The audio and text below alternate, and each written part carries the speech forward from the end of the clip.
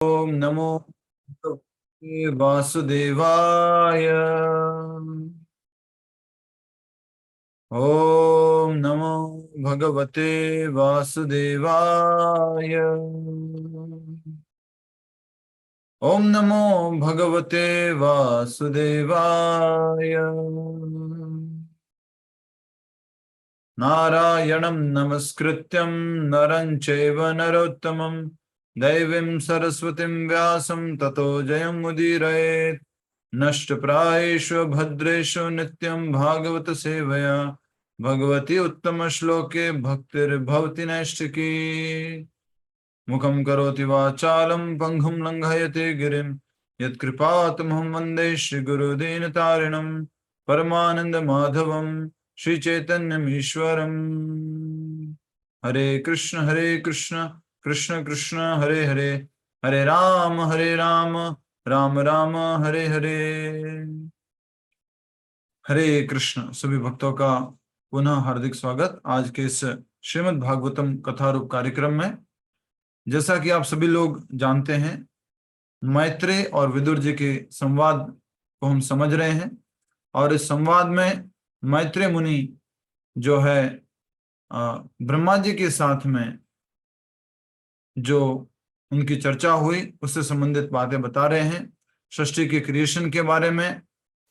और उस क्रिएशन के अंतर्गत मैत्रेय मुनि ने बताया ब्रह्मा जी प्रकट हुए, ब्रह्मा जी से फिर जो है अज्ञान में वस्तु उत्पन्न हुई। उसके बाद ब्रह्मा जी ने 4 कुमारों को उत्पन्न किया। उसके बाद ब्रह्मा जी ने रुद्र रूप में शिव जी को प्रकट किया। उसके बाद में 10 ऋषि मुनियों को प्रकट किया और उसके बाद भी उनको लगा कि अब सृष्टि अच्छे से नहीं जो है प्रजनन हो रही है, सृष्टि का विकास नहीं हो रहा है।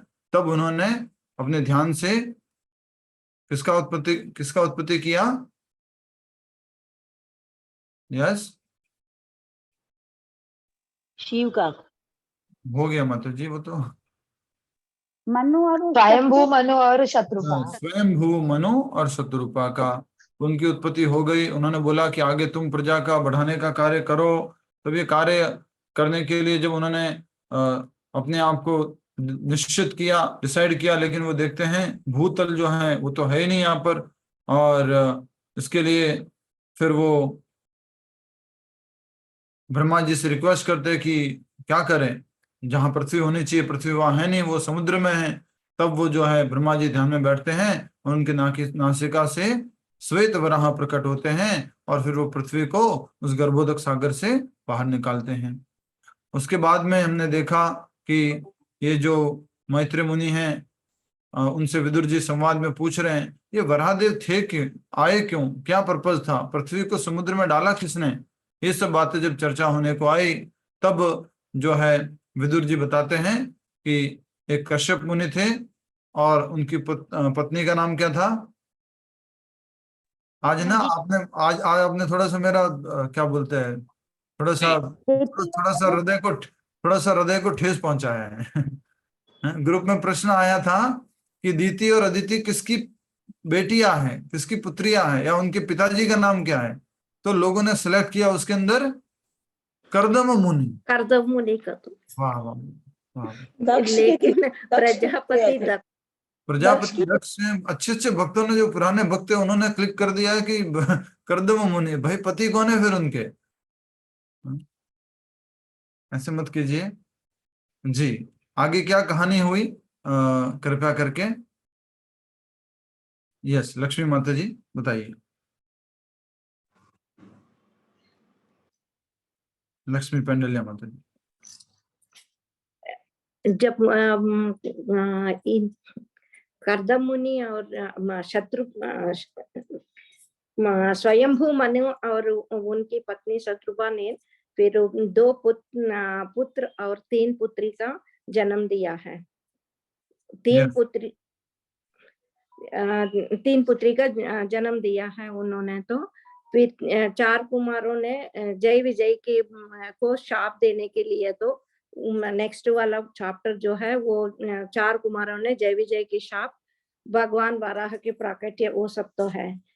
चार कुमारों ने एक दिन तो विष्णु जी को देखने के लिए, तो नारायण जी को देखने के लिए उनका धाम जाते हैं। जाने से तो फिर जय विजय ने उनको तो द्वारपाल जो है उन्होंने उनको अंदर जाने के लिए नहीं देते हैं। तब जय विजय ने उनको शाप देते हैं। जय विजय को तो चार कुमारों ने शाप देते हैं 3 टाइम्स तो उन्होंने राक्षस बनने के लिए। तो हरे कृष्णा। यस माता जी, बहुत बढ़िया। बट इतना अभी बताया नहीं था। आपने एक्स्ट्रा बता दिया, ठीक बात है। तो हमने देखा था कि जो कर्दम मुनि थे और उनकी एक पत्नी है दीति, और वो दीति जो है गलत समय में उनसे पुत्र प्राप्ति की इच्छा करती है।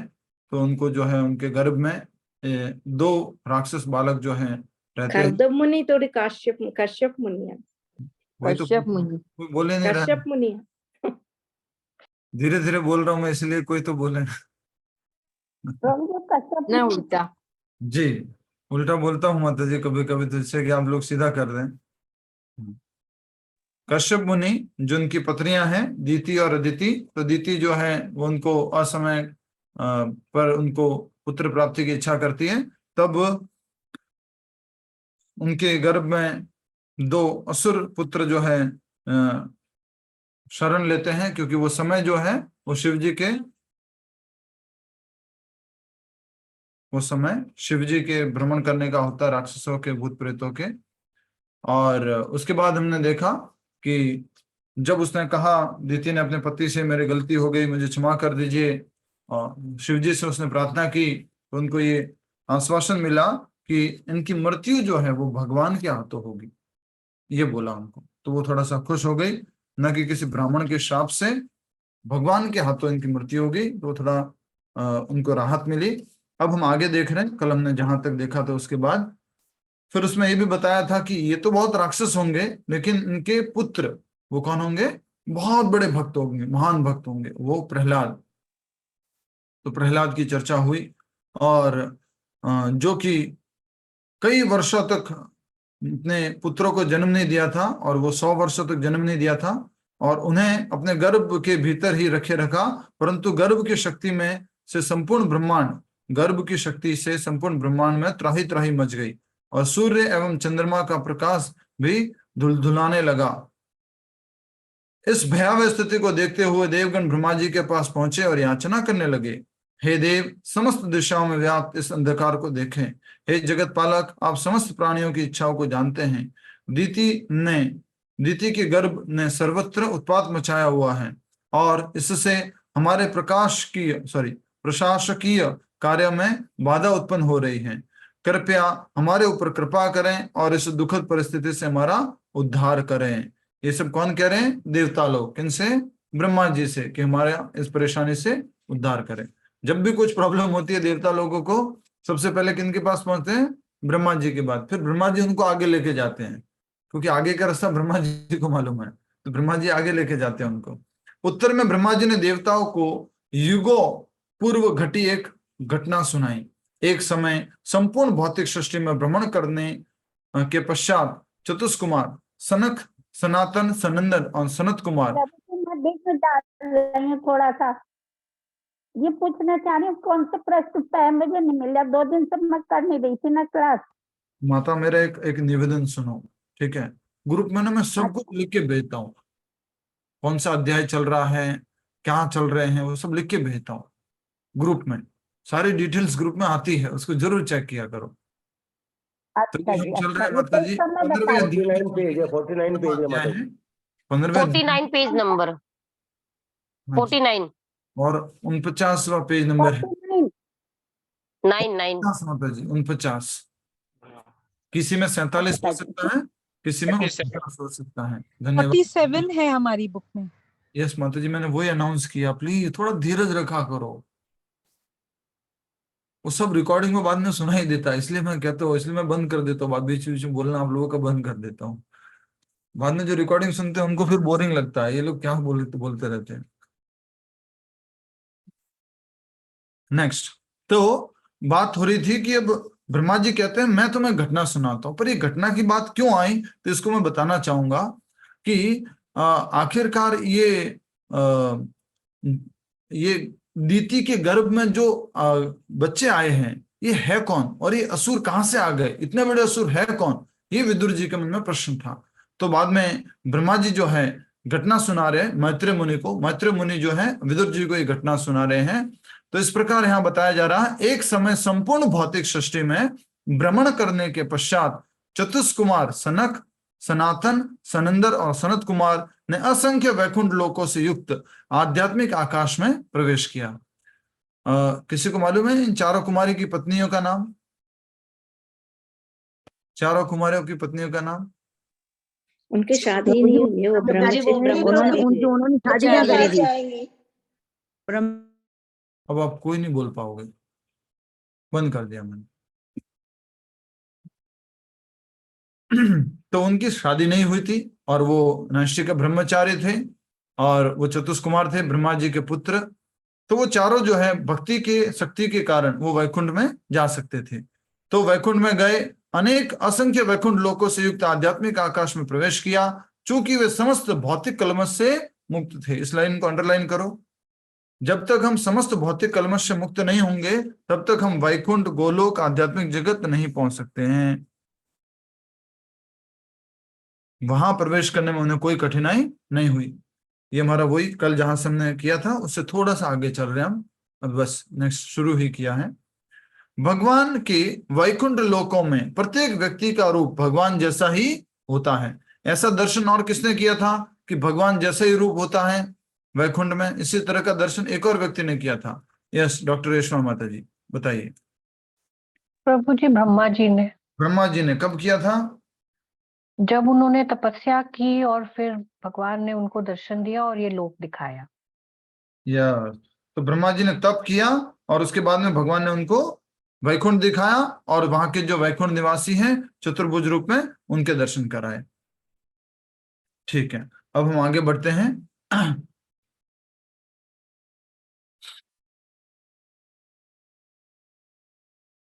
भगवान के वैकुंठ लोकों में प्रत्येक व्यक्ति का रूप भगवान जैसा ही होता है और वे सब निरंतर भगवान की प्रेम पूर्वक सेवा में संलग्न रहते हैं। वहां कल्प वृक्षों से युक्त अनेक वन हैं और प्रत्येक ऋतु में वे फलों फूलों से लदे रहते हैं। तो वहां पर कल्प वृक्ष हैं और जो भी इच्छा करो हर ऋतु में वो फल देते हैं और भी कुछ आप वस्तु मांगते हैं तो वो देते हैं। कल्प वृक्ष, वैकुंठ लोक की बात हो रही है। वहां के लोगों का रूप कैसा है? भगवान के रूप जैसा है, चतुर्भुज रूप में वैकुंठ में। अपनी प्रेयसियों संगिनियों के साथ निजी वायुयानों में भ्रमण करते हुए वैकुंठ निवासी निरंतर भगवान की गुण लीलाओं का कीर्तन करते रहते हैं। अपनी पत्नी के साथ चल रहे हैं, बहुत ही सुंदर पत्नी के साथ चल रहे हैं, लेकिन गुणगान किसका करते हैं? भगवान का गुणगान करते हैं। ये अंतर है भौतिक जगत में और आध्यात्मिक जगत में। भौतिक जगत में अगर कोई सुंदर पति पत्नी साथ में है, एक दूसरे का ही गुणगान करते हैं, बच्चों का ही गुणगान करते हैं। वैकुंठ लोक में दोनों का जो केंद्र है वो भगवान है और उनके पास घूमने के लिए क्या है? पर्सनल एयरप्लेन है सबके पास। यद्यपि वायुयान में बैठी उनकी प्रेयसियों के भारी नितंब तथा चेहरों की मोहक मुस्कान कामदेव को प्रलोभित करने की क्षमता रखते हैं, फिर भी वे अपने पतियों के चित्त में काम वासना जागृत नहीं कर पाती। इसका अर्थ यह है कि वैकुंठ में स्त्री पुरुष एक दूसरे के संग में सुख अनुभव तो करते हैं, परंतु चूंकि वे सदैव कृष्ण भक्ति में तल्लीन रहते हैं, वे संभोग अथवा शारीरिक संबंधों में रत नहीं होते। इस प्रकार से भौतिक इच्छाओं में वैकुंठ निवासी रत नहीं रहते हैं। एक सेकेंड, तो ये वैकुंठ के बारे में वर्णन किया है। कई बार हमारे मन में प्रश्न आता है, प्रभु जी भौतिक जगत में ये आकर्षण है, ये संबंध है, क्या आध्यात्मिक जगत में भी है? तो आध्यात्मिक जगत में इस तरह से यहाँ साफ साफ बताया गया है कि वहां आध्यात्मिक जगत में भगवान श्री कृष्ण की भक्ति के प्रति वो तल्लीन रहते हैं, वे संभोग अथवा शारीरिक संबंधों में रत नहीं होते। जब भ्रमरों का राजा उच्च स्वर में भिनभिनाता है, तब मुर्गे, बगुले चक्रवाक, हंस, तोते और मोर उसके गीत को सुनने के लिए क्षणिक अपना गान रोक देते हैं।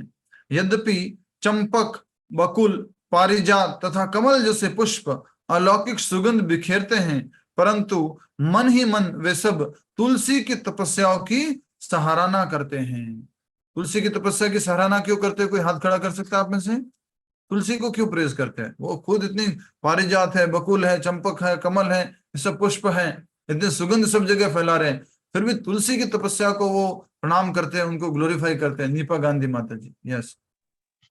क्योंकि तुलसी जी भगवान की बहुत बड़ी भक्त है और भगवान ने उनको वरदान दिया था कि वो उनसे शादी करेंगे। तो जब भी एकादशी आती है दीपावली के बाद की, तो वो उस दिन तुलसी विवाह होता है प्रभु जी।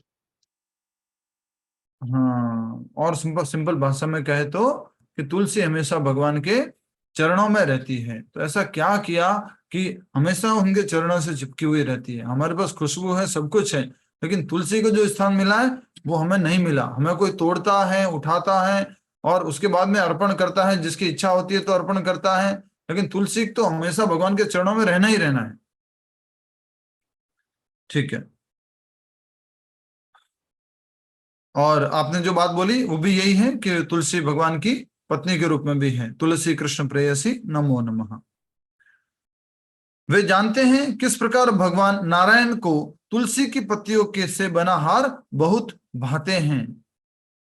वैकुंठ की स्त्रियां स्वयं लक्ष्मी जी के समान सुंदर हैं, और यद्यपि वैकुंठ में धूल नहीं है, फिर भी वे स्त्रियां भगवान नारायण की कृपा प्राप्त करने के लिए रत्न जड़ित दीवारों को पोंछती रहती हैं।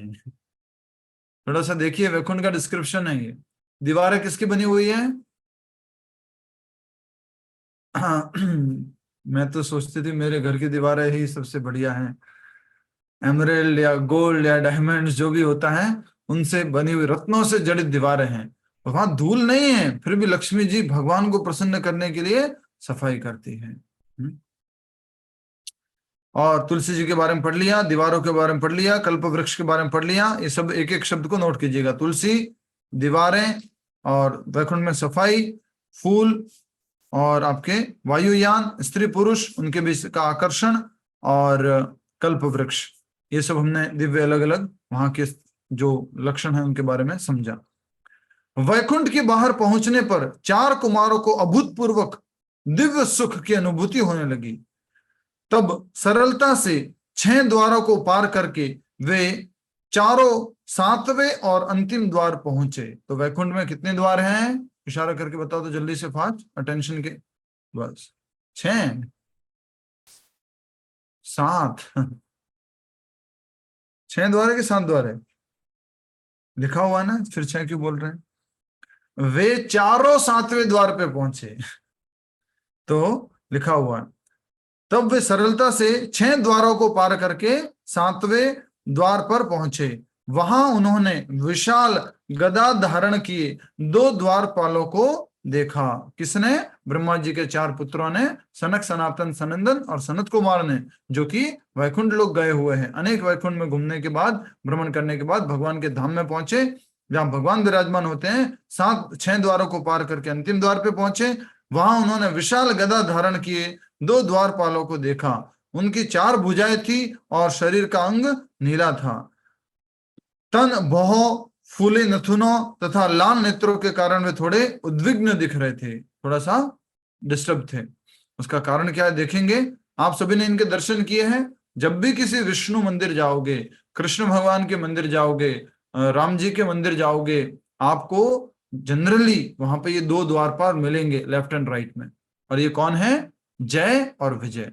तो इस बार जब हम यात्रा में गए थे दक्षिण भारत की यात्रा में, तो हमने एक नई बात सीखी एक प्रभु जी से, कि जिस प्रकार से चतुष्कुमारों को उन्होंने प्रवेश करने नहीं दिया था, अभी आगे आने वाला है, उन्होंने प्रवेश नहीं करने दिया था। तो हम भी जब मंदिर में प्रवेश करते हैं ना, हमें ये नहीं समझना कि आई एम वेल क्वालिफाइड, मैं एकदम से योग्य व्यक्ति हूं, मैं सीधा जाऊंगा दर्शन करूंगा। हमें इन द्वारपालों से पहले परमिशन लेनी चाहिए, हमें उनसे प्रार्थना करनी चाहिए, जय विजय जी अगर हमें परमिशन दें तो हम अंदर दर्शन कर ले भगवान का। ये हमारा भाव होना चाहिए। आगे देखते हैं। चारों कुमार हमारे और तुम्हारे के भौतिक द्वंद्व से परे थे। जिस सहजता से उन्होंने पिछले 6 द्वारों में प्रवेश किया था, उसी सहजता से वे 7वें द्वार में भी प्रवेश करने लगे। ये चारों ब्रह्मा जी के सर्वप्रथम पुत्र थे, जो सर्वदा 5 वर्ष के छोटे बालक दिखते थे, और आवरण के नाम पर चारों दिशाएं ही इनके एकमात्र वस्त्र थे। तो समझ गए, इनके वस्त्र कुछ भी नहीं है। ये दिगंबर बोलते हैं ना, बिना वस्त्रों वाले। वस्त्र कोई नहीं है इनके शरीर पर। और उम्र कितनी है? 5 वर्ष के बालक। नहीं, उम्र इतनी नहीं है, शरीर इतना है। उम्र कितनी है? हजारों हजारों लाखों वर्ष की उम्र है उनकी, अभी भी इस रूप में है। और वो इसीलिए आगे नहीं बढ़े, क्योंकि शरीर बढ़ जाएगा तो फिर हम भक्ति नहीं कर पाएंगे। तो ब्रह्मा जी ने उनको इस तरह से शरीर को भी रोका। उनके 5 वर्ष की उम्र का ही शरीर उनका लगता है। और कितना बढ़िया से डिस्क्रिप्शन दिया है। उनके शरीर पर कपड़े क्या हैं? जो चारों दिशाएं हैं, वही कपड़े उनके, और कुछ भी नहीं। ठीक है, नेक्स्ट। सर, ये चारों ब्रह्मा जी के सर्वप्रथम पुत्र थे, जो सर्वदा 5 वर्ष के छोटे बालक दिखते थे, और आवरण के नाम पर चारों दिशा उनके एकमात्र वस्त्र थे। ये 5 वर्ष के दिखते थे, इस लाइन को अंडरलाइन कर लो। 5 वर्ष के दिखते थे, आपको नेक्स्ट टाइम रेफरेंस के लिए मिल जाएगा। 5 वर्ष के दिखते थे। परंतु वैकुंठ में उन 2 द्वारपालों ने अपने डंडे की सहायता से इन चारों का मार्ग रोक दिया। भगवान सदैव ऋषियों की सेवा करने के लिए आतुर रहते हैं, इसलिए इन चारों का इस प्रकार रोका जाना सर्वथा अनुचित था। ये चारों बाल ऋषि भगवान के दर्शन के लिए अत्यंत उत्कंठित थे, और इसलिए जब भगवान के द्वारपालों द्वारा अनायास इनका मार्ग रोका गया, तो वे शुद्ध हो गए, डिस्टर्ब हो गए। चारों कुमार 6 दरवाजे पार करके आ गए, अब ये 7वें द्वार पर रोक दिया, ये थोड़ा डिस्टर्ब हो गए। कैसे रोका? डंडे की सहायता से, उनको जाने नहीं दिया आगे। ठीक है। उनकी आंखें क्रोध से तिलमिला उठी। उच्च स्वर में उन्होंने कहा, भगवान की सेवा में रत ये कौन है, जिनके चित्त में इतना वैमनस्य है? वैमनस्य मतलब जहर भरा हुआ या ईर्ष्या द्वेष भरा हुआ है। तो ये कौन है? भगवान के द्वार में, वैकुंठ में ऐसे कौन लोग आ गए? निश्चित ही इन्होंने छंद वेश धारण किया हुआ है, और इसलिए वे सबको अपने समान देख रहे हैं। झूठा ही वेश धारण किया हुआ है, भगवान के यहाँ पर बस आ गए हैं। भगवान के धाम के द्वारपाल नहीं है, ये कोई झूठे व्यक्ति हैं। वैकुंठ लोक में भगवान एवं अन्य निवासियों के बीच परस्पर प्रेम एवं सामंजस्य है। इन दोनों का वेश तो वैकुंठ वासियों के समान है, परंतु इनके मन में द्वेष का यह बीज कहाँ से आया? यह मेरा है और यह तुम्हारा है, ये दोनों इस द्वंद्व भावना से दूषित हो चुके हैं। इन्हें भौतिक जगत में जाना चाहिए, जहां प्रत्येक व्यक्ति को शत्रु अथवा मित्र की दृष्टि से देखा जाता है। भौतिक जगत में हमेशा ये 2 बातें रहती है। क्या? या तो तू मेरा क्या है? दोस्त है, नहीं तो शत्रु है, फेवरेबल है या अनफेवरेबल है। बट वैकुंठ में ऐसा द्वेष, वैमनस्य, द्वंद्व नहीं है। तो ये चतुष्कुमार कह रहे, ये वेश तो धारण किया हुआ वैकुंठ निवासियों जैसा, लेकिन ये व्यवहार से तो वैकुंठ निवासी नहीं लग रहे हैं। इनको तो कहाँ जाना चाहिए? भौतिक जगत में जाना चाहिए। किसी के मन में एनोलॉजी बैठ रही हो, कुछ ना कुछ जीवन की घटना याद आ रही हो, तो थोड़ा सा कनेक्ट करके बताना अभी मुझे। प्रभु जी, हम भी एक बार मंदिर गए थे, जन्माष्टमी थी, वहां पे 2 प्रभु जी खड़े थे गेट के ऊपर, घुसने ही नहीं दिया हमें। हाँ? दिख तो रहे थे प्रभु जी, लेकिन प्रभु जी के लक्षण नहीं थे, उनको मंदिर में नहीं होना चाहिए था। सेम कनेक्शन बैठ रहा है, राइट? इन्हें भौतिक जगत में जाना चाहिए, जहां प्रत्येक व्यक्ति को शत्रु अथवा मित्र की दृष्टि से देखा जाता है। जब उन्हें उन द्वारपालों ने देखा कि शीघ्र ही वे उन ब्राह्मणों द्वारा शापित होने वाले हैं, तो वे तुरंत भयभीत हो गए। कुमारों के चरणों में गिरकर वे याचना करने लगे, हमें आप जैसी महान आत्माओं के प्रति, हमने आप जैसी महान आत्माओं के प्रति घोर अपराध किया है, और इसलिए हमें इसका दंड अवश्य मिलना चाहिए। परंतु हमारी आपसे एक ही प्रार्थना है, यदि कृपया हमारे ऊपर ऐसी कृपा करें कि पतन हो जाने पर भी हम कभी भगवान को न भूलें। अगर आप क्या कर दो, श्राप दे दो, हमारा पतन हो जाए, लेकिन ऐसी कृपा करना कि मैं कभी ठाकुर को नहीं भूलूं। तो इसमें एक और शिक्षा आती है, जीवन में कोई पारिवारिक झगड़ा, कोई जमीन का प्रॉब्लम, कोई किसी घर में जो माता पिता है, आप अगर बच्चों ने बाहर निकाल दिया, किसी भी परिस्थिति में चले जाए, हमें क्या क्या याद रखना है कि भगवान, चलो ने बच्चों ने निकाल दिया हमें घर से बाहर, कोई बात नहीं, या हमारे झगड़े हो गए उसकी वजह से ये हमारे से लूज हो गया, बट आप ऐसा हमारे ऊपर कृपा करना कि मैं कभी आपको भूलू नहीं। इसलिए क्या एक प्रार्थना बोली जाती है, हे नाथ मैं आपको भूलू नहीं, मैं कभी आपको भूलू नहीं। और प्रभुपाद जी ने क्या बोला है, सारे शास्त्रों में जितने भी इंस्ट्रक्शन हैं, उन इंस्ट्रक्शन का सार दो है। क्या है? क्या है? स्मर्तव्य सततम विष्णु विस्मृतव्य न जातु चेत, always remember Krishna never forget Krishna. Always remember Krishna never forget Krishna. हमेशा भगवान को याद करो, कभी उनको भूलो नहीं। ये सारे शास्त्रों का सार है। कोई बोले कि क्या आता है आपको शास्त्रों से, मुझे सार आता है, सार का सार आता है। और सार का सार क्या है? कृष्ण को याद करना, महामंत्र जप करना, कभी नहीं भूलना उनको। ये सारे शास्त्रों का सार है, ये लिखा हुआ है।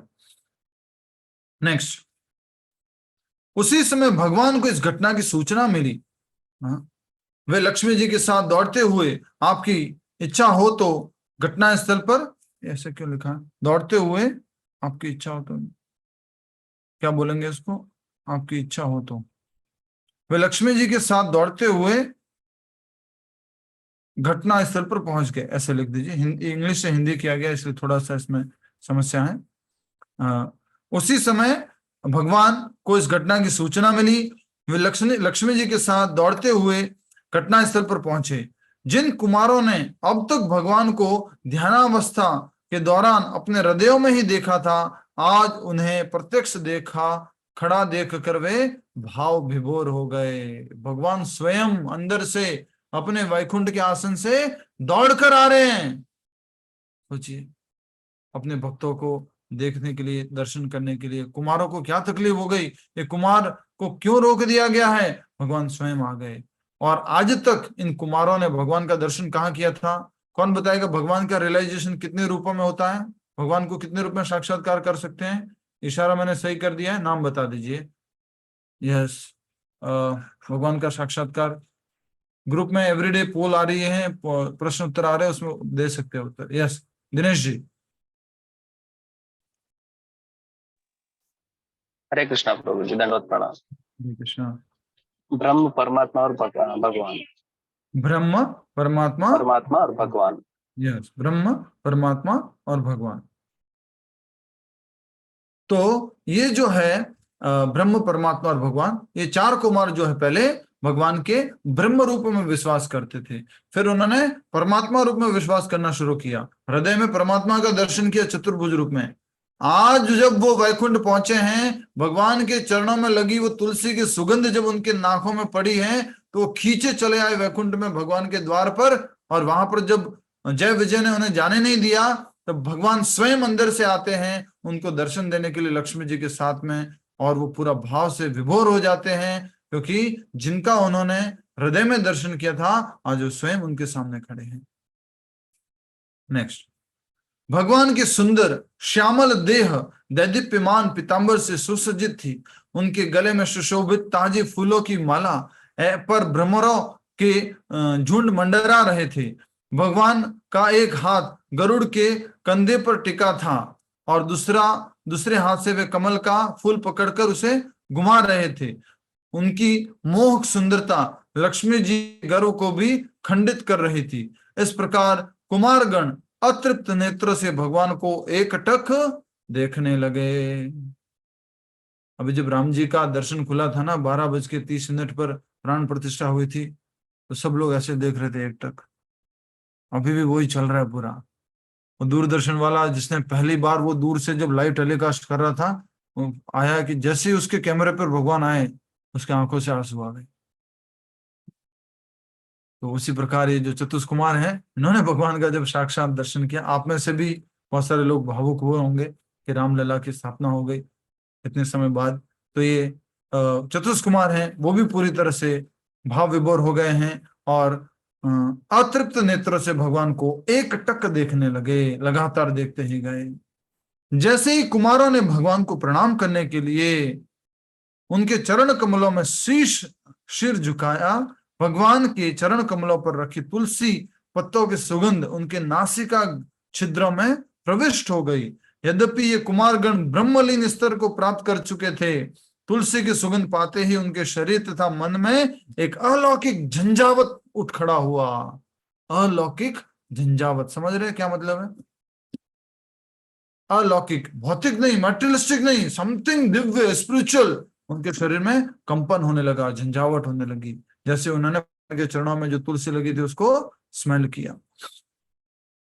दूसरे शब्दों में पहले कुमारगण निराकारवादी थे और भगवान की ब्रह्म ज्योति में लीन होने की इच्छा रखते थे, परंतु अब उनका हृदय परिवर्तित हो चुका है और वे भगवान की सेवा करना चाहते थे। पहले तो वो निराकारवादी थे, मायावादी थे। तो आप में से बहुत सारे लोग जो इस बारे में जानते हैं, हाँ, या कभी इस तरह से निराकारवाद में पढ़े थे, आप चिंता मत कीजिए, भगवान की कृपा होगी, कभी न कभी हम निराकारवाद से साकारवाद में या भगवान की शुद्ध भक्ति में अवश्य आएंगे। ये भगवान की कृपा से होता है। भगवान के चिन्मय शरीर के दर्शन करने से कुमारगण उनके स्वरूप पर समाधि के स्तर तक पहुंच गए। उनका क्रोध शांत हो गया और वे प्रार्थना करने लगे, हे प्रभु, हमने आपके विषय में अपने पिता ब्रह्मा जी से जो सुना था, आपके दर्शन से वह सब आज यथार्थ हैं, हमारे सम्मुख प्रकट हो गया है। आज हम समझ गए कि सर्वोच्च अध्यात्मवादी वे हैं जो निरंतर आपकी लीलाओं के श्रवण में निमग्न रहते हैं और किसी भी अन्य वरदान की अपेक्षा नहीं करते, यहां तक कि मुक्ति की भी नहीं करते। यहां अंडरलाइन कर लो, सबसे बड़े अध्यात्मवादी कौन है? अंडरलाइन करो। आज हम समझ गए कि सर्वोच्च अध्यात्मवादी वे हैं। आज हम समझ गए कि हम सर्वोच्च अध्यात्मवादी वे हैं जो भगवान की निरंतर पूजा में, भगवान के श्रवण कीर्तन में निमग्न होते रहते हैं। हरि बोल, जागो। यस, हाँ। तो क्या कहा जा रहा है कि जो भगवान की निरंतर सेवा में, यही भगवत गीता के 12वें अध्याय में भी हमने पढ़ा था। 12वें अध्याय के पहले श्लोक में एक प्रश्न आया था, अगर आपको याद होगा तो 12वें अध्याय के पहले श्लोक में एक प्रश्न है, मैं आपको दिखा देता हूँ स्क्रीन पे, देख लीजिए आप सब लोग। हमेशा भागवतम जो पढ़ते हैं ना, तो साथ में भगवत गीता रखा करो। आप जब भी भागवतम पढ़ेंगे, लेफ्ट साइड में आपके, राइट साइड में, कहीं पर भी आप कंफर्टेबल हो वहां पर आप भागवतम रखोगे। ये देखिए, मैं आपको दिखा रहा हूँ स्क्रीन पे, देखिए ये बुक्स है प्रभुपाद जी की। कल आपको हिंदी का वेदाभ्यास का लिंक भी भेज दिया था मैंने आपको। ये देखिए, मैंने सिलेक्ट की भगवत गीता। भगवत गीता में मैंने सिलेक्ट किया 12वां अध्याय। इसमें मैंने देखा पहला प्रश्न। तो पहला प्रश्न क्या है?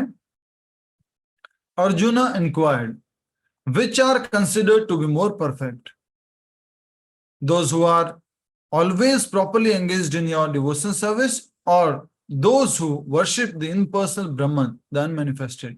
तो उन्होंने पूछा अर्जुन ने कि मोस्ट परफेक्ट कौन से है, ज्यादा अधिक जो है उत्तम कौन से है दोनों में से? योग वित्तमहा, उनमें से उत्तम कौन है? या तो एक जो आपकी निराकार उपासना में लगे रहते हैं, या एक जो आपकी भक्ति करते रहते हैं। ये भक्ति करने वाले हो गए, ये इम्पर्सनल ब्रह्मन, ये निराकारवादी हो गए। तो भगवान क्या उत्तर देते, देखिए अगले श्लोक में उत्तर दिया, सीधा एकदम क्लियर उत्तर है। 12वें अध्याय का दूसरा श्लोक। श्री भगवान वाच, मय्यावेश मनो ये माम नित्य युक्ता उपासते श्रद्धया परयोपेतास ते मे युक्ततमा मताः। अनुवाद। The supreme personality of God it said, those who fix their mind on my personal form, देखिए क्या लिखा है, those who fix their mind on my personal form are always engaged in worshipping me with great transcendental faith are considered by me to be most perfect. ये सबसे उत्तम हैं। ते में युक्त तमामताः, ते निराकारवादी सबसे उत्तम हैं, या जो भगवान के रूप में विश्वास करने वाले साकारवादी उत्तम हैं। दोनों ही भक्त हैं, दोनों ही मुक्ति को प्राप्त करते हैं, लेकिन दोनों में उत्तम कौन है? भगवान ने बोल दिया जो मेरी भक्ति में लगे रहते हैं। मय्या वैश्य मनो ये माम नित्य युक्ता उपासते श्रद्धया परयोपेतास ते मे युक्त तमामताः, वो उत्तम है। यही बात यहाँ पर आज हम समझ रहे हैं जब ये बात आई है चतुष्कुमारों की। ठीक है। भगवान के चिन्मय शरीर के दर्शन करने से कुमारगण उनके स्वरूप पर समाधि के स्तर तक पहुंच गए। उनका क्रोध शांत हो गया और वे प्रार्थना करने लगे, हे प्रभु, हमने आपके विषय में अपने पिताजी ब्रह्मा जी से जो भी सुना था, आपके दर्शन से वह सब आज यथार्थ में हमारे सम्मुख प्रकट हो गया है। आज हम समझ गए कि सर्वोच्च अध्यात्मवादी वे हैं जो निरंतर आपकी लीलाओं के श्रवण में निमग्न रहते हैं। तो आशा करता हूं ये आपने अंडरलाइन कर चुके थे। सर्वोच्च अध्यात्मवादी वो हैं जो निरंतर आपके श्रवण में, लीलाओं के श्रवण में लगे रहते हैं और किसी भी अन्य वरदान की अपेक्षा नहीं करते, यहाँ तक कि मुक्ति की भी इच्छा नहीं करते हैं। हे भगवान, यदि हमारे हृदय अहर्निश आपकी प्रेम भक्ति में संलग्न रहते हैं तो हम नारकीय जीवन में जाने से नहीं डरते। बहुत सुंदर बात बोली। प्रार्थना है, प्रार्थना, हृदय की प्रार्थना। अंडरलाइन करो इसको, बहुत इंपॉर्टेंट, हाईलाइट करो इसको। संगीता मुलेवा माता जी कहाँ चल रहे हैं आप? हरे कृष्णा। यस, स्वाति जी पढ़िए, क्या प्रार्थना लिखी है, क्या प्रार्थना बोली है इन्होंने?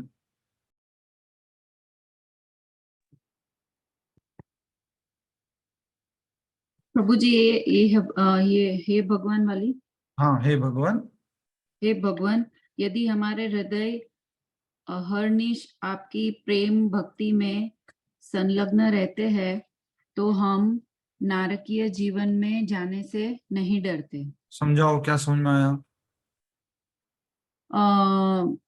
उन भगवान की भक्ति करते रहेंगे तो भौतिक जीवन जो है उसमें वो मतलब वो जो ब्रह्मवादी जो थे वो उसमें जाने से भी नहीं डरते। मतलब प्रभु जी आप जैसा एक्सप्लेन करने नहीं आएगा। नहीं, सिंपल जो शब्द लिखे वही बता दीजिए। आपको दूसरे शब्दों में या नेक्स्ट एक्सप्लेनेशन? नारकीय जीवन मतलब प्रभु जी उसका क्या? नरक वाला जीवन। अगर हम नरक में भी चले गए, वहां हमें यातना भुगतनी पड़े, हमें कष्ट भुगतने पड़े, हम बहुत परेशानी में रहें, लेकिन अहर्निश अर्थात अगर हमेशा आपके प्रति मेरी भक्ति बनी रहे तो मुझे ऐसे जीवन से कोई परेशानी नहीं है। हम तो भगवान, कुंती महारानी ने भी इसी तरह की प्रार्थना की थी ना, क्या बोलना था? हे भगवान, मुझे कष्ट देते रहो, बस आपका स्मरण रहे, आपको दर्शन करते रहें। क्या बोला था उन्होंने? विपदः सन्तु ता शश्वत तत्र तत्र जगत गुरु भवतो दर्शनम, भवतो आपका दर्शनम यत् स्यात्, आपका अगर दर्शन होता रहेगा तो क्या नहीं होगा? अपुनर्भव दर्शनम, फिर से वापस ही भव दर्शन नहीं करना पड़ेगा, जन्म मृत्यु के चक्कर में नहीं आना पड़ेगा। तो यहाँ पर ये द्वारपाल जो है अब नेक्स्ट बात बोलेंगे और उनके साथ जो व्यवहार हुआ उनसे रिलेटेड बात होने वाली है। अभी तक भगवान का दर्शन करते ही अपना क्रोध वगैरह सब शांत हो गया, सब भूल गए और सीधा भगवान से प्रार्थना करने लगे। उनको एकटक देख रहे हैं, उन्होंने भगवान को प्रणाम किया। अब देखिए, यद्यपि उन द्वारपालों का व्यवहार अनुचित था, भगवान की उपस्थिति के प्रभाव से कुमार गणों को अनुभूति हुई कि क्रोधवश उन्हें शाप देना भी उतना ही अनुचित था। हमें क्रोध करके उनको शाप नहीं देना चाहिए था। तो हमने भी जब से ये कथा सुनी, हमने भी एक रूल बना दिया, किसी भी सोसाइटी में घुसते हैं वहां सिक्योरिटी गार्ड होता है।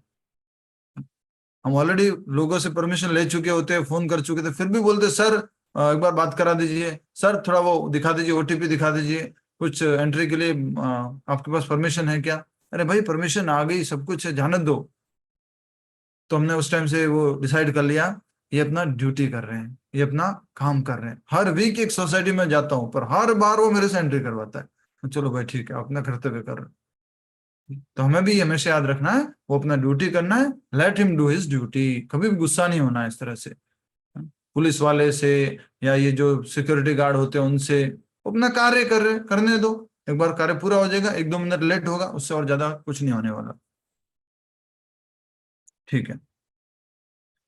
उस समय भगवान ने कहना आरंभ किया। सब लोग अपने कान खोल लो प्लीज, एक बार ऐसे करो, प्लीज एक बार ऐसे करो, प्रेम से करो विवेक जी। अब क्या बड़े होंगे कान भाई, खींच लोगे तो कितने बड़े हो जाएंगे, हो गया ना अब तो उम्र 55, 50, 60। उस समय भगवान ने कहना आरंभ किया, मेरे इन द्वारपालों जय विजय ने मेरी इच्छा की उपेक्षा करके एक बड़ा अपराध किया है। तुम्हारे द्वारा इन्हें दिया गया दंड बिल्कुल उचित है।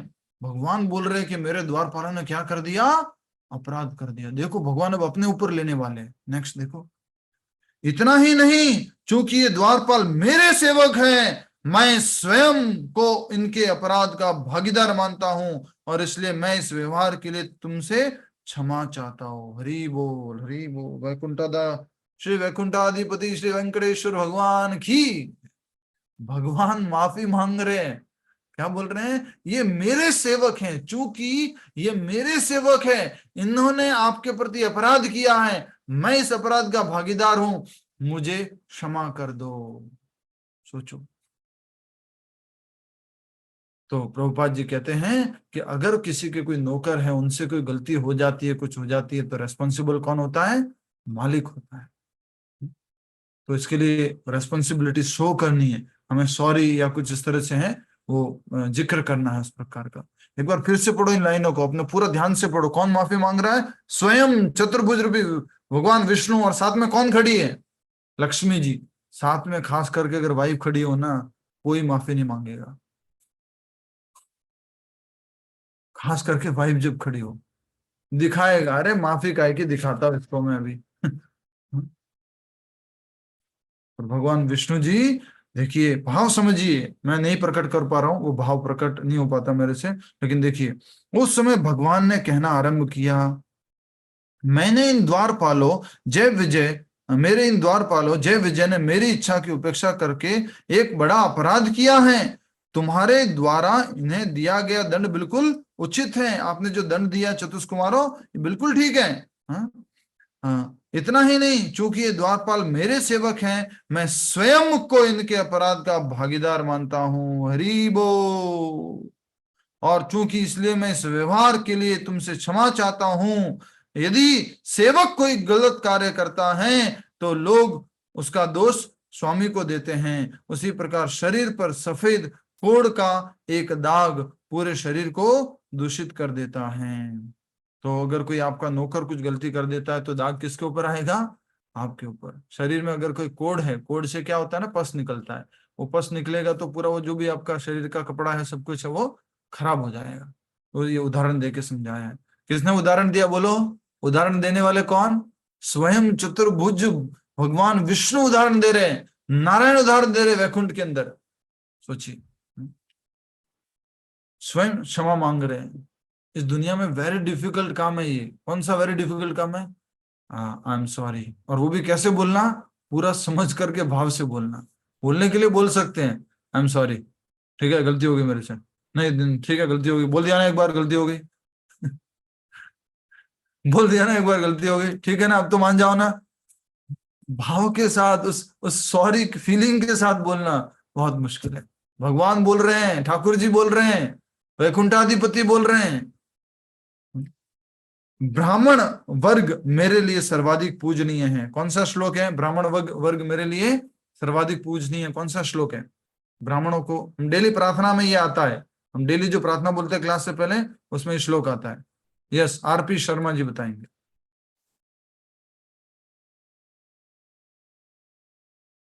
आवाज नहीं आ रही आपकी। यस, कौन बताएंगे, उषा भूषण माता जी बोल पाएंगे श्लोक। भगवान बोलते हैं कि मुझे ब्राह्मण बहुत प्रिय है, गाय बहुत प्रिय है। चलो हिंट दे दिया मैंने, गाय और ब्राह्मण का बात बोला उसमें। कौन सा श्लोक है, नमो नमो। यस, सुशीला माता जी। ब्राह्मण देवाय गो ब्राह्मण हिताय च जगत दिताय कृष्णाय गोविंदाय नमो नमो। नमो ब्रह्मण्य देवाय गो ब्राह्मण, गो और ब्राह्मण मुझे बहुत प्रिय है। नमो ब्रह्मण्य देवाय गो ब्राह्मण हिताय च। ब्राह्मण वर्ग मेरे लिए सर्वाधिक पूजनीय है। यदि मेरी बाह ब्राह्मणों के प्रति कोई अपराध करती हैं तो मैं उसे भी काट फेंकने में हिचकूंगा नहीं। भगवान क्या कह रहे हैं, अगर मेरी बाहें, ये जो भुजाएं कुछ अपराध कर ले ब्राह्मणों के प्रति, मैं इनको काट करके फेंक दूंगा, उसमें मेरे को हिचकिचाहट नहीं होगी। विनोता माता जी, समझ में आ रहा है? यस। क्योंकि मैं अपने भक्तों का सेवक हूं, इसलिए मेरे चरणों को बद्ध जीवों के समस्त पापों को धोने की शक्ति प्राप्त होती है। क्योंकि मैं अपने भक्तों का सेवक हूं। भगवान बोल रहे हैं मेरे चरणों में ये ताकत कहां से आई? क्या भगवान बोल रहे हैं, देखो इसको जितनी बार पढ़ो ना अलग भाव प्रकट हो रहा है। भगवान क्या कह रहे हैं कि मेरे चरणों में ये ताकत कैसे आ गई कि अगर कोई मेरे चरणों में आएगा तो उसके पाप मिट जाएंगे। वो ताकत कहां से आई? तो भगवान क्या कह रहे हैं, चूंकि मैं अपने भक्तों का सेवक हूं, मैं अपने भक्तों की सेवा करता हूं, मेरे चरणों को बद्ध जीवों के समस्त पापों को धोने की शक्ति प्रदान होती है। हरि बोल, हरे कृष्णा। क्या भगवान आप कितना रुलाओगे, अब रोना बाकी रह गया बस। हाँ, ब्राह्मण अपना संपूर्ण जीवन मुझे समर्पित कर देते हैं और इसलिए मैं यज्ञ अग्नि में दी गई आहुतियों से उतना प्रसन्न नहीं होता जितना मैं ब्राह्मणों के मुख द्वारा घी में पकाए हुए भोजन को स्वीकार करके प्रसन्न हूं। देखो भगवान कह रहे हैं कि मेरे चरणों में तो मुझे बड़ी कृपा मिलती है, और वो जो है ताकत से, ये भगवान की विनम्रता है। भगवान विनम्रता से इसे प्रस्तुत कर रहे हैं। लक्ष्मी जी साथ में खड़ी है, बोल रहे हैं कि मैं जब अपने भक्तों की सेवा करता हूं तो मेरे अंदर ताकत आती है। लक्ष्मी जी में भी ऐसे देख रही होगी। तो फिर नेक्स्ट क्या बोल रहे हैं भगवान? नेक्स्ट बोल रहे हैं ब्राह्मण अपना संपूर्ण जीवन मुझे समर्पित कर देते। आजकल के ब्राह्मण नहीं, ठीक है, शर्मा, राजपुरोहित और क्या क्या नाम है जो भी नेक्स्ट ब्राह्मण होते हैं, जोशी, ऐसे ऐसे जोशी मिलते हैं, ऐसे ऐसे शर्मा मिलते हैं, बढ़िया से अच्छे से खाते हैं। समझ गया ना? पूरा जीवन बेकार हो गया है। तो ब्राह्मण मुझे समर्पित कर देते। तो ये ब्राह्मण कौन से होते थे? ब्राह्मण चरति इति ब्राह्मणः, जो हमेशा अध्यात्म में विचरण करते हैं, जिनका जीवन अध्यात्म के प्रचार में लगा हुआ वही है। और इसलिए मैं यज्ञ अग्नि में दी गई आहुतियों से उतना प्रसन्न नहीं होता। भगवत गीता में भगवान 3 अध्याय में कहते हैं कि मैं यज्ञ हूं, और यज्ञ का जो कुंड होता है ना, उसमें जो अग्नि जो जलती रहती है वो भगवान का मुख मानते हैं। उस मुख में हम क्या डालते रहते हैं? आहुति डालते रहते हैं। स्वाहा स्वाहा, ये मेरा नहीं आपका है, ये मेरा नहीं आपका है, ये मेरा नहीं आपका है, स्वाहा अर्पण करते रहते हैं।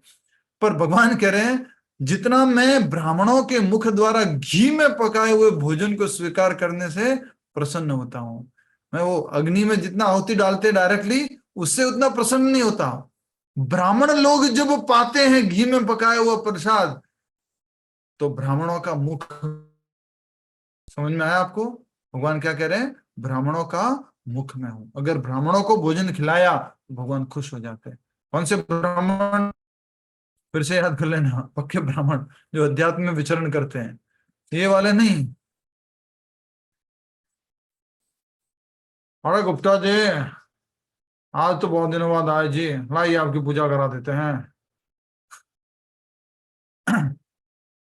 वो वाले ब्राह्मण नहीं जो भगवान के भक्ति में रत हैं।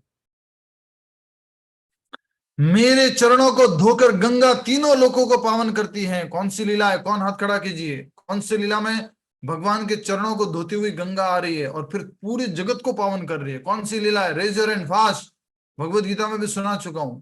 भागवत में देखो, एक तो बुरा मत मानना कि अगर याद नहीं आ रहा है तो सबके साथ होता है। ये कभी मत सोचना कि अरे यार मुझे याद क्यों नहीं रहता, सबको ऐसा ही होता है, कोई बात नहीं। बट हम रिपीट करते तब याद होता है। हमेशा फॉर्मूला याद रखिए। याद कब होगा?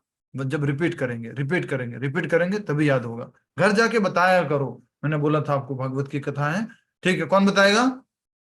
यस, नए डिवोटी कोई? विनोता पाटनी माता जी बताएंगे। यस, ये गंगा मैया की कहानी हमने कौन सी लीला में पढ़ी थी? गंगा भगवान के चरणों को धोती हैं।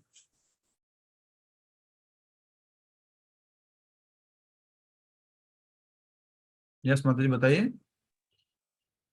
याद नहीं आ रहा प्रभु जी। चलो मैं आरती गाता हूँ, पर ठीक है, उससे भी समझ में नहीं आएगा। अभी क्लास में बताया था, 1-2 दिन पहले भी बताया था, 1-2 दिन पहले भी बताया था। याद करो क्या बताया था? कि जो चतुष कुमार थे वो सारे ऊपर के लोकों से घूमते हुए, ब्रह्मा जी के लोकों से गंगा नदी के सारे घूमते हुए कहां पर आते हैं? वो सबसे नीचे, ब्रह्मांड के नीचे। और किन के पास जाते हैं? संकर्षण के पास। और उनसे क्या सुनते हैं? भागवत सुनते हैं। याद आया?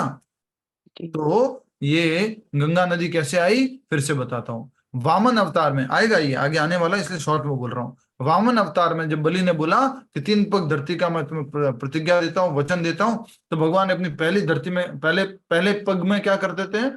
ब्रह्मांड की दीवार को तोड़ देते हैं।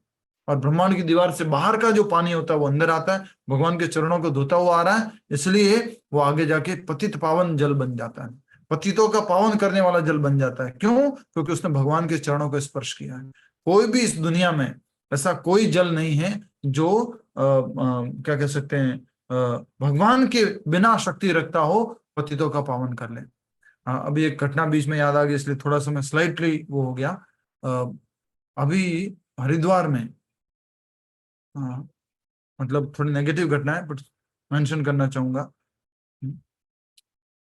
किसी परिवार में एक बेटे को कैंसर था, कुछ था, और उन्होंने जो है कहीं से सुना कि गंगा नदी में 5 मिनट उसको आप मुख अंदर डाल के रखोगे तो उसका कैंसर खत्म हो जाएगा।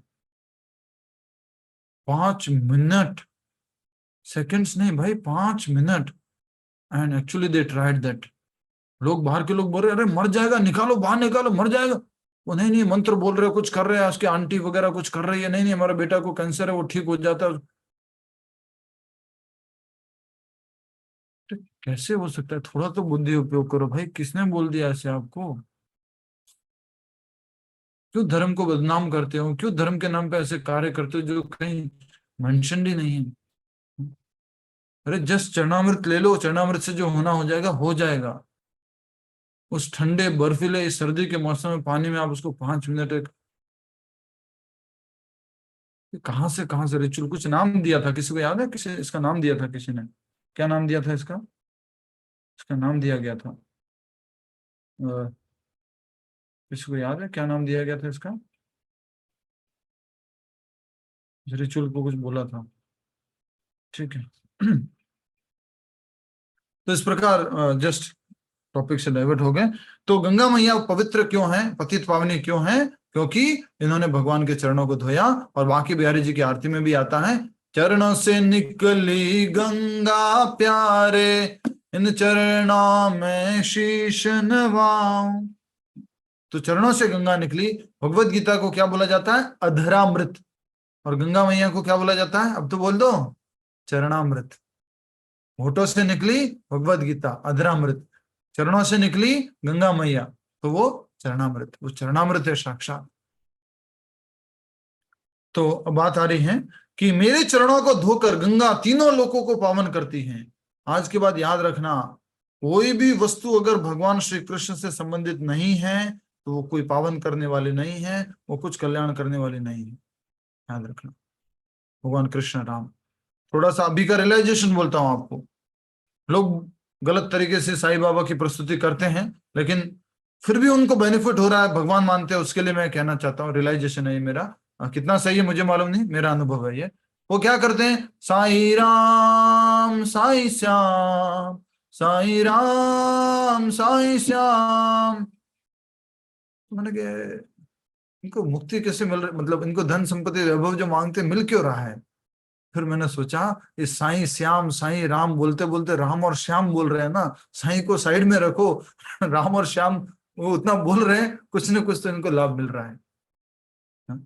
इतनी बार बोल रहे थे माधव श्याम माधव साईं, अरे क्या क्या उन्होंने भजन बना दिया, हर में वो साईं जोड़ दिया और वो कर रहे हैं। तो ले कहां से रहे? सब कुछ माधव से ले रहे हैं। क्रेडिट किसको जा रहा है? साईं को जा रहा है। मेरे चरणों को धोकर गंगा तीनों लोकों को पावन करती हैं। यदि मैं अपने भक्तों की चरण धूलि को अपने सिर पर धारण करता हूं तो फिर भला अन्य कौन वैसा करने से मना कर सकता है? मेरे इन दोनों सेवकों ने मेरे मन को न समझते हुए आपके प्रति अपराध किया है, परंतु इन्हें अपनी करनी पर पश्चाताप है। यदि आप प्रसन्न हो तो कृपया इन्हें वरदान दीजिए कि यह दंड भोगने के पश्चात वे शीघ्रातिशीघ्र मेरे संग में लौट आए। तो एक्चुअल में उनको श्राप दे दिया है। और श्राप क्या दे दिया है सुमन माता जी, क्या श्राप दिया है? चतुष कुमार ने श्राप क्या दे दिया है?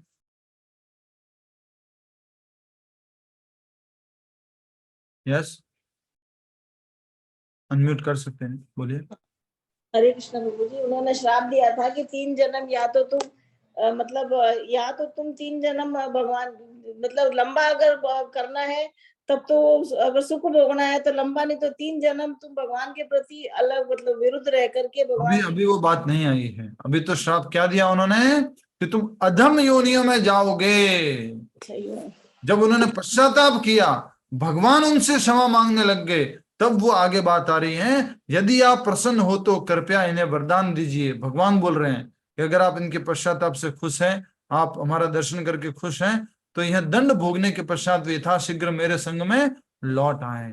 वो दंड कौन से हैं? अभी तो आप अधोगति में जा रहे हो। आगे और डिटेल में बताते हैं कि अब जो है, जब इन्होंने इस तरह से बात की है तो देखिए, उत्सुकता भरे कानों से भगवान के अत्यंत विनम्र तथा मधुर वचनों को सुनकर कुमारगण कुछ क्षण ठहरकर उससे आशय पर उनके आशय पर विचार करने लगे, क्योंकि भगवान की वचनों में गूढ़ अर्थ को समझना इतना सहज नहीं होता। भगवान के वचनों में, थोड़ा हिंदी में प्रॉब्लम है, भगवान के वचनों के गूढ़ अर्थ को समझना इतना सहज नहीं होता। यद्यपि उन चारों का मन भगवान के अंतर्मन की भावनाओं को समझने में असफल हो रहा था, परंतु भगवान को देखने मात्र से उल्लसित हो उनका शरीर रोमांचित होने लगा। वे समझ गए भगवान के निर्देश सेवकों को शाप देकर उन्होंने भारी गलती की है। ये होते दोनों तरफ से सॉरी मांगने वाले।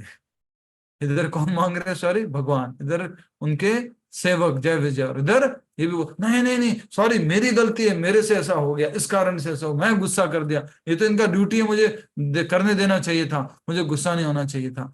ये बोल रहे हैं भारी गलती की है। उन्होंने कहा, हे भगवान, हम आपकी योजनाओं को नहीं जान सके। आपके वचनों से तो ऐसा प्रतीत होता है कि इन्हें श्राप देकर हमने आपका कुछ भला किया है। आपके वचनों से क्या लगता है कि हमने कुछ इसका भला किया है, आप इतने कृपालु हो।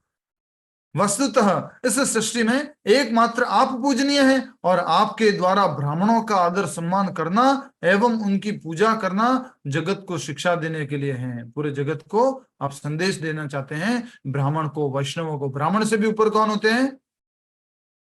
वैष्णव। कौन से वाले वैष्णव? जाति वाले वैष्णव नहीं, जो भगवान के भक्त वैष्णव। आजकल जाति वैष्णव भी है, तो जाति वैष्णव नहीं, जो भक्त वैष्णव है। हे प्रभु, आप इन दो निर्दोष सेवकों को अथवा हमें जो भी दंड देना चाहे, हम निष्कपट भाव से सहर्ष उसे स्वीकार कर लेंगे। आप जो भी दंड देना चाहें हम स्वीकार कर लेंगे। अब कौन दंड मांग रहा है बोलो? उधर उनको दंड मिल चुका है, इधर अभी चतुष कुमार जो वो दंड मांग रहे कि हमें दंड दे दो भगवान, गलती हो गया, आपके द्वारपालों को कुछ बोल दिया हमने। भगवान ने कहा, हे ब्राह्मणों, जय विजय को तुम्हारे द्वारा दिया गया दंड मेरी ही योजना का एक अंग है। बोलो श्री राधे श्याम। आज के बाद मत बोलना कि प्रभु जी, जब आपको कोई समझाना नहीं आता ना कि ये भगवान कृष्ण ने ऐसा क्यों किया, तो फिर आप बोल देते हो ये तो है ना माता जी, तो भगवान की लीला है। जब कुछ भी नहीं समझाना आता आपको तो बोल देते हो भगवान की लीला है। आज देखो यहाँ क्या लिखा है, सामने से क्या लिखा है? भगवान सामने से कह रहे, क्या कह रहे हैं? ये दंड मेरी ही योजना का अंग है। तो हमारे मन में प्रश्न उठता है, चतुष कुमार सारे कल्मशों से मुक्त, उनके मन में क्रोध आया कैसे?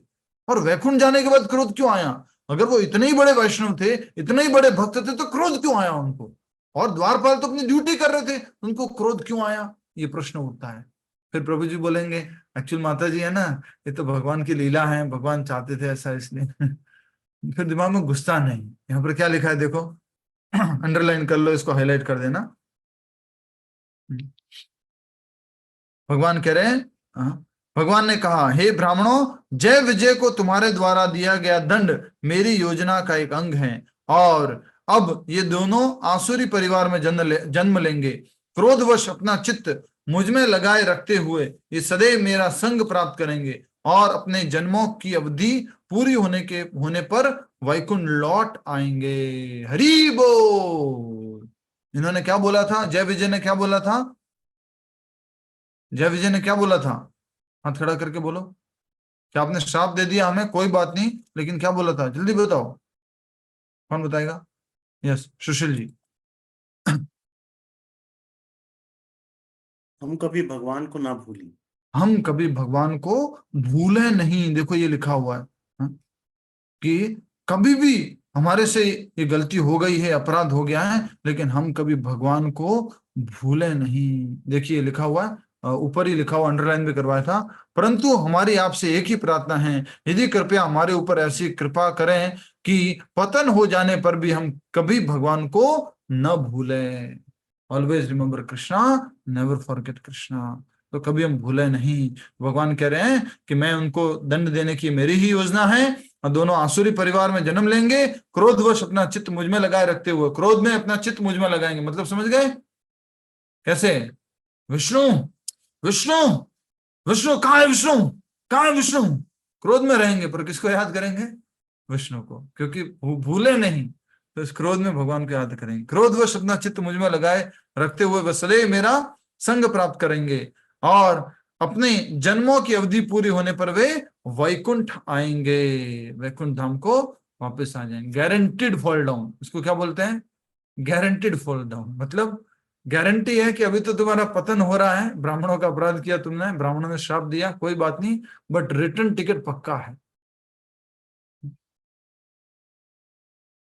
हम कभी माया का कार्य करते हैं तो रिटर्न टिकट लेके जाते हैं क्या वापस?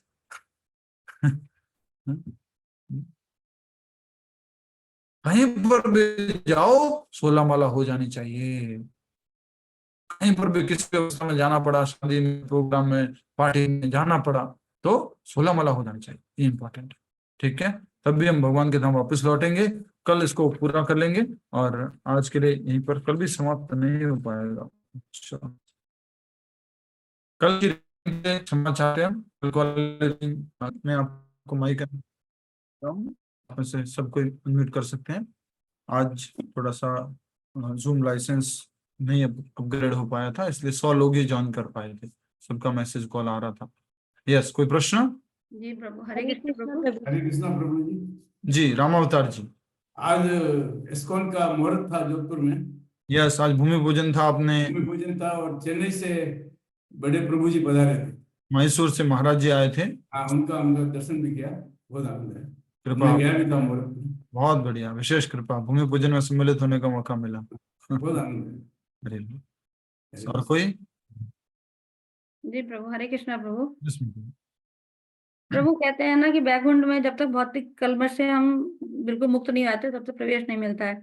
लेकिन जय विजय तो वहां उनके अंदर भी बहुत कलमश और वो सब भरा हुआ था, ईर्ष्या भरी हुई थी, तो वो जय विजय कैसे उनके द्वारपाल बने भगवान के?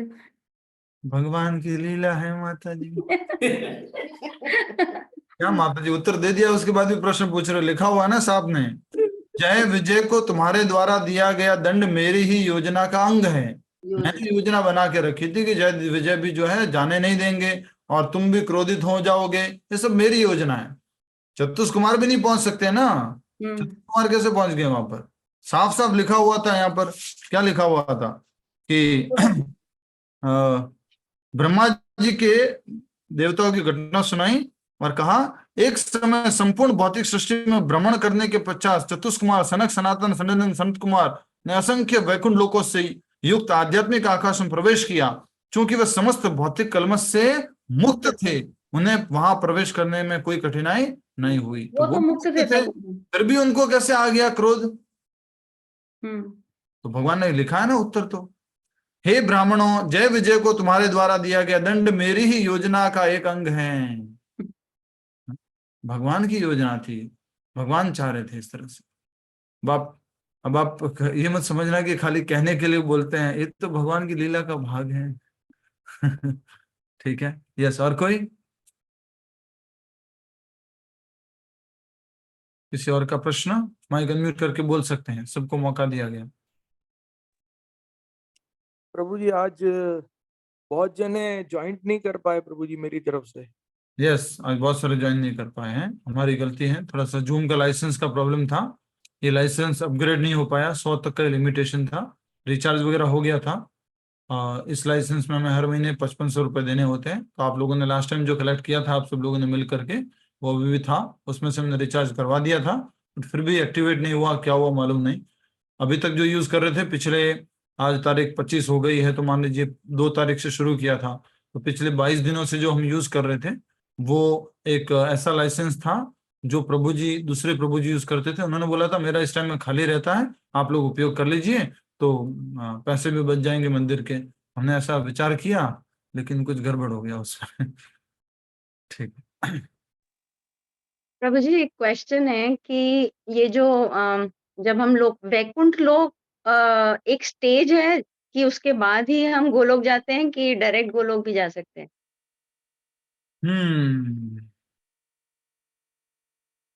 डायरेक्ट भी जा सकती,